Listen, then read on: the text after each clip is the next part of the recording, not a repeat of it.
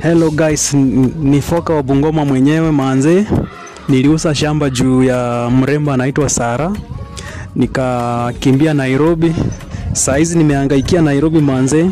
Sasa hiyo mambo ya Sara na shamba na podcast nimeamua kuchiondoa. Nimeona Nairobi maisha ni ngumu.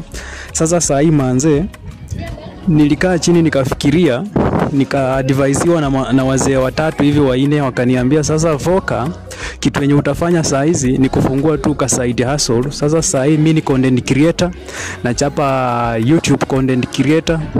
Mambo ni mazuri. Naomba Mungu mambo iende sawa. Kwa YouTube channel inajiita Foka wa Bungoma mwenyewe. Ukifika hapo manze, nahitaji tu support yenu. Sina maneno mengi lakini mambo mengi mtaiona kufuatilia mbele. Nimepanga mambo mazuri kuwaletea. Sasa YouTube channel ni Foka wa Bungoma.